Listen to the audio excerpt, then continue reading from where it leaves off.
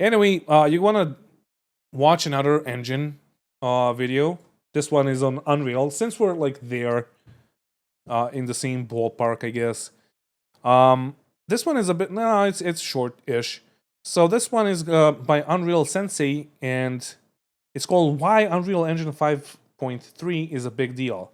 Dudes, I'm so excited, and I can't wait for like new games that are being worked on and that are gonna use like Unreal 5 to get released, because we know of a bunch of games that are currently being like worked on that are made in Unreal 5, but we have yet to experience one, right?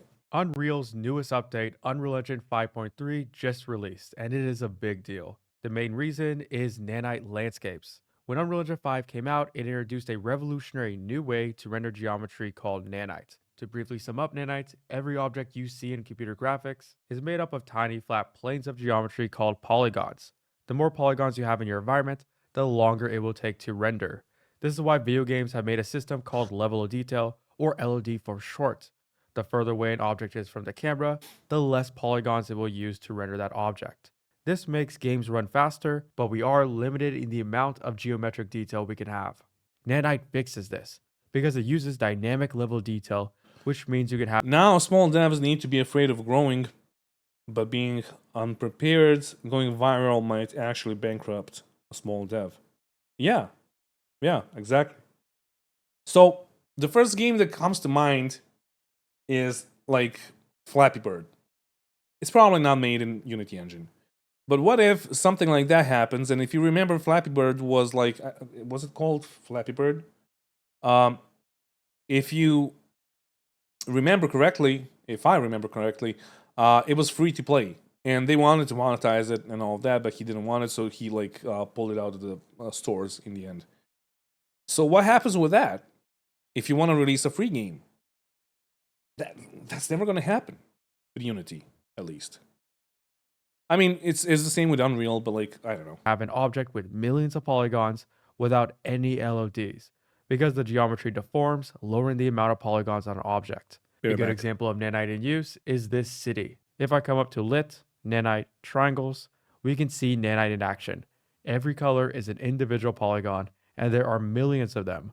The biggest issue with nanite is that when it released, it only worked on non-moving static objects.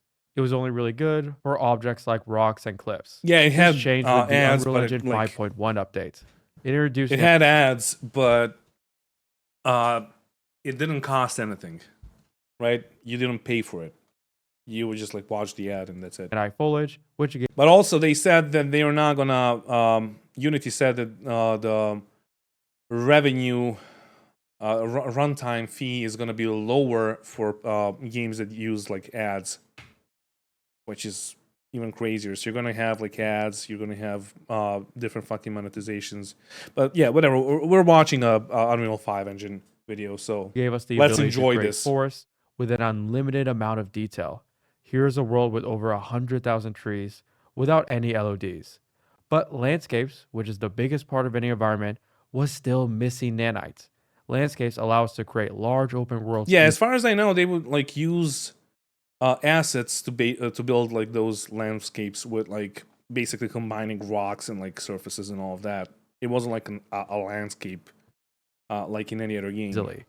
Using the tool, we can sculpt, add height maps, and paint different materials quickly. This means landscapes were stuck using low resolution geometry, and it hurt our game's performance because Unreal has a hard time rendering non-nanite objects. Yeah. In all the tech demos Epic Games released, to avoid these issues, they didn't use landscapes. Instead, they faked landscapes. This desert Exactly. ground isn't actually a landscape. Instead, it is a bunch of nanite objects stacked on top of each other to make it look like a landscape. Finally, in 5.3, Nanite officially supports landscapes. To activate Nanite, select your landscape, and then within the details panel, enable Nanite, and then build data. Now that it's enabled, we can watch the geometry dynamically It's deform. so easy. It is It's that crazy easy how to enable it's nanites on our crazy how landscape. easy it is. I mean, the first version of- obviously he cut the whole fucking procedure because it would probably take a long time to like make a nanite landscape. But Jesus fucking Christ, UE5, we it's so made this easy. village on the channel. But at the time, the only objects using nanites were rocks and the buildings. Now in UE 5.3, the entire world is nanite. There isn't a single object that isn't using nanite. This means we Also, can get in an infinite 5.2, I'm gonna say they release a patch where you could have like um, environments that are fucking huge. Like the map size is like 3 million square meters or something, or square kilometers, something like that. I'm gonna find it. amount of detail from our environments, and the performance is a lot better. Nanite landscapes can now also use tessellation to add more detail. In UE4, we had tessellation, which allowed us to create displacements from a high texture. When Unreal Engine 5 released, it was removed, but now it is back and it is using nanite. This means we can change objects from the material editor. We have a brand new input called displacement where the high texture goes. Tessellation can convert any simple mesh into an object with thousands of polygons just with a texture. Here's an environment with a landscape that isn't using displacement. The world feels kind of flat, and here's the same landscape with displacement. The ground has depth to it, and it looks a lot better. Everything you see on screen, except the plants, is the landscape. All the rocks, twigs, and roots are not objects. Um,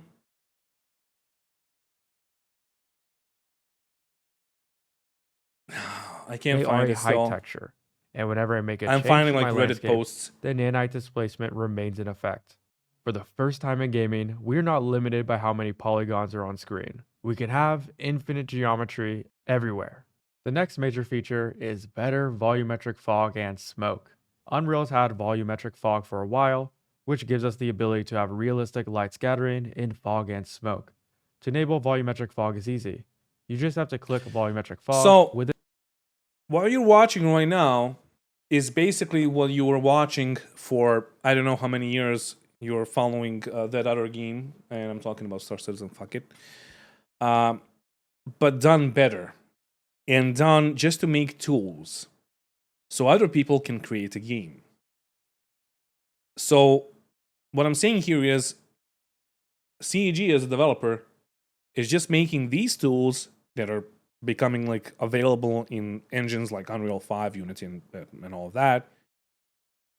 They're making those tools to make the tools, but not to make a game. Because they're not making a game right now. They're making ships and they're making tools.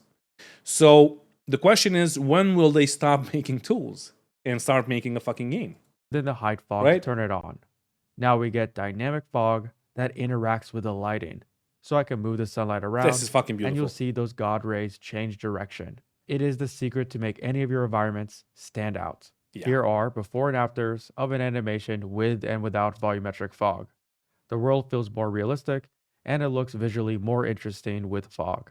The only issue in Unreal was that it was problematic to create finely detailed fog. It could only be used to create large splashes, and it was hard to use volumetrics for complex shapes like explosions. Instead, explosions and smoke had to be faked with billboards. Billboards are just a flat surface with an animated texture. You can see that this is just one single plane. Yeah. The smoke isn't actually 3D. Obviously, this doesn't look the best, because when I move the This lighting is in my like Doom 1 level graphics. environment, the smoke stays exactly the same.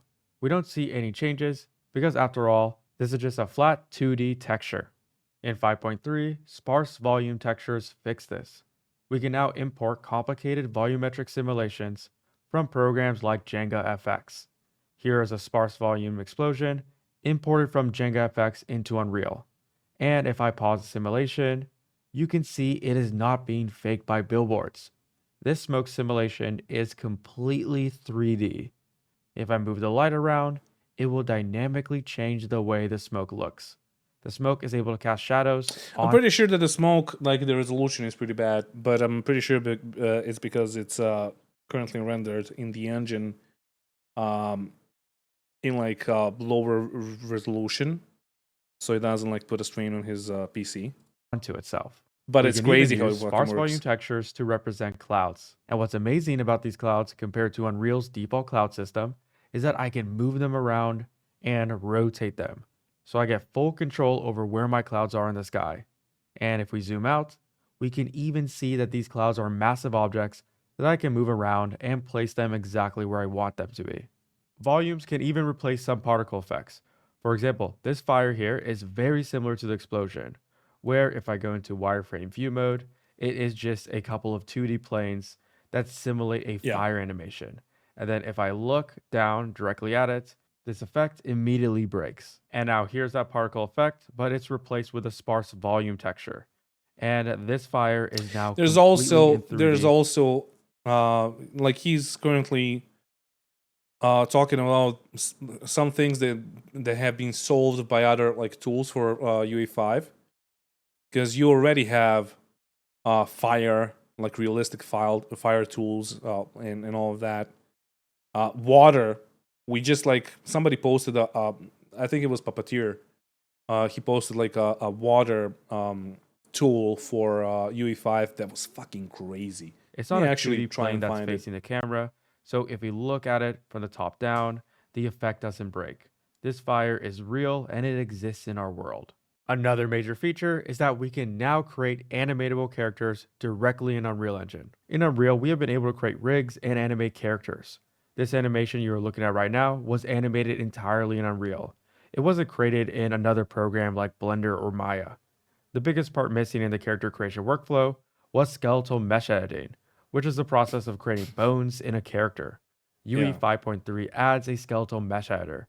This means we can create bones and weight paint directly in the editor. It is amazing. now possible in Unreal through modeling, weight painting bones, rigging, and animating using Sequencer to create an entire character just using Unreal. We also get a new cloth editor to create realistic simulations for clothes.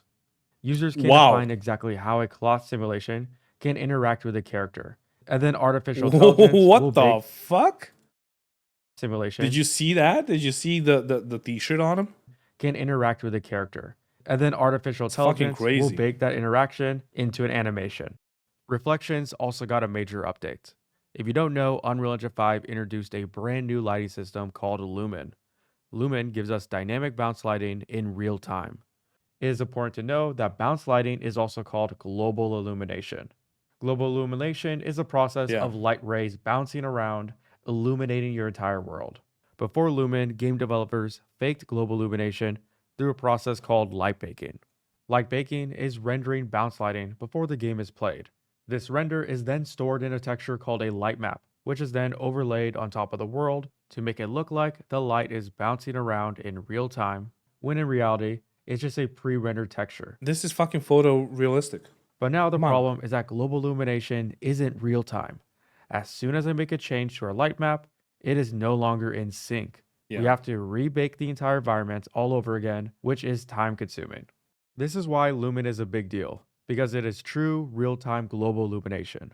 We don't have to bake our lights, but the downside is that So, Lumen is very expensive to This run. this is cool for night and day cycles. They're gonna be more realistic than the ones found in Unity, as an example, because Silica has a night and day cycle, but it's really choppy and it's a bit weird. It's not bad. It looks nice, but it's not. Jesus, it's not photorealistic. Is what I'm saying. Not every computer can run it because it is computationally intensive. This is why Unreal games like Valorant still use baked lighting. Yeah. It is a competitive game, so every frame matters. If we open up a Valorant map in Unreal, you will see it using baked lighting. If I move an object, the light doesn't update until I rebake the environment. Even though Lumen exists, a lot of games still have to use baked lighting because it is just more performant. You could get 120 frames with baked lighting. It's hard to get that many frames with Lumen. Hardware True. hasn't caught up yet. This environment is using baked lighting, and one of the biggest issues with baked lighting is that it doesn't have any reflections. You'll see that this entire environment is broken because the reflections aren't working.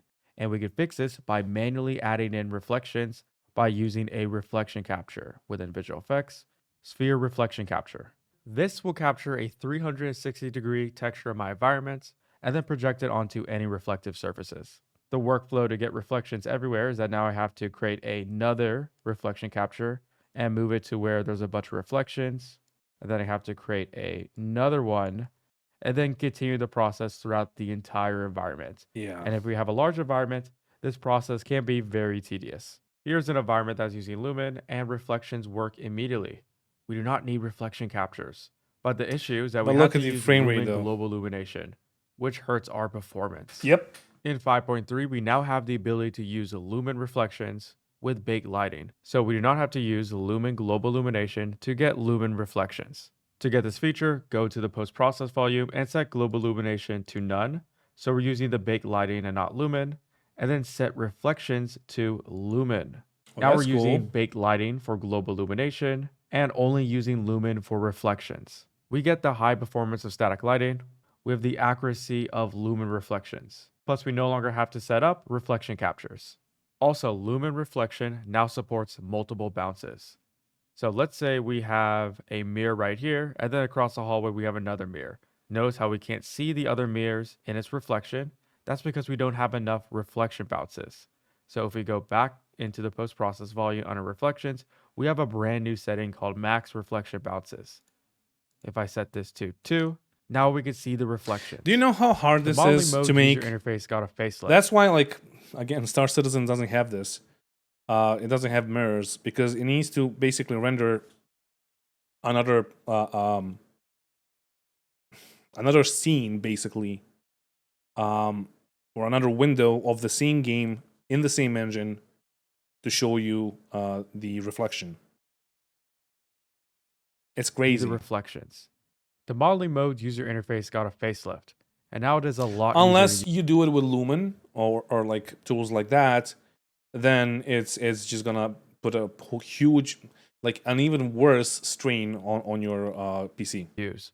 All the tools are neatly organized into categories, and let's say there's a tool I use a lot, like Displace, then I can right click and add to favorites, and now I can quickly access that tool within the favorites tab.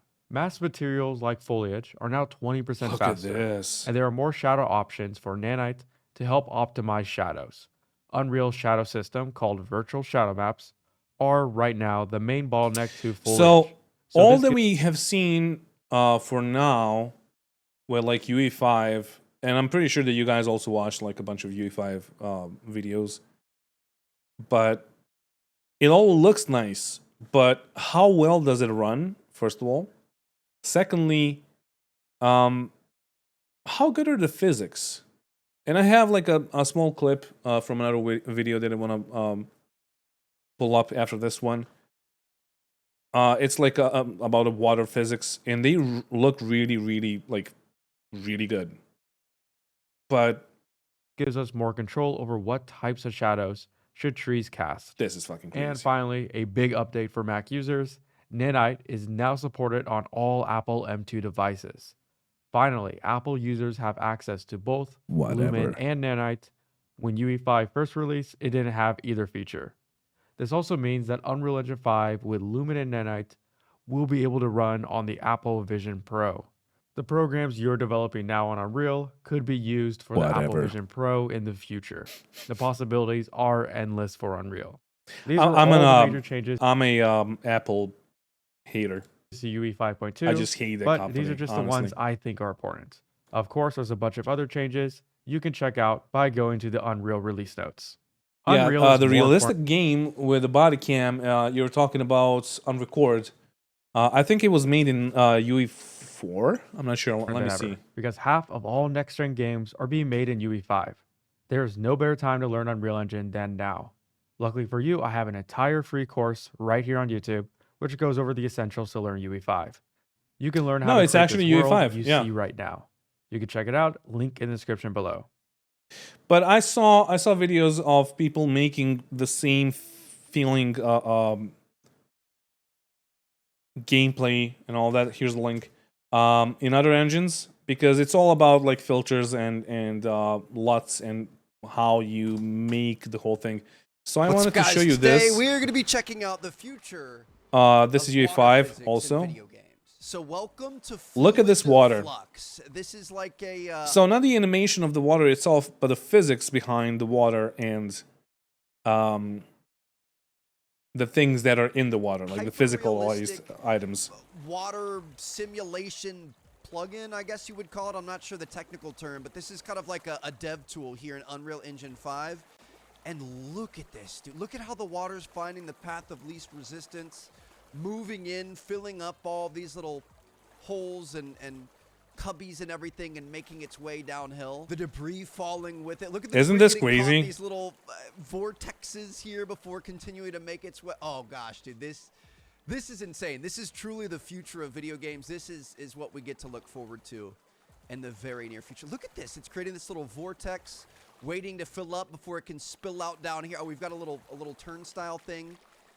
So that's turning. This is all making its way downhill. I want to go check out what we've got going on the other side. Ooh, okay. We've got a little boat here. That's So we're swimming around in it. Look how the ripples are. Dude, this is wild. Can we die? it looks really good, We can. but still, I'm not This like. is serious. The main thing about the games, here's the video. We're not gonna watch the whole thing. The main things about like engines and games is like how do they deal with physics, especially like complex physics. UE5, UE4 was good, but it had its limitations. I'm starting to think that UE5 is focusing on like the beauty and the even though like this is a plugin, sure, it's not like UE5 the engine, but it seems to me like they're focusing on the graphics more than they're like focusing on the physics. But yeah, sure, like we'll see. Like there should be new games coming out with that are done in UE5 like pretty soon.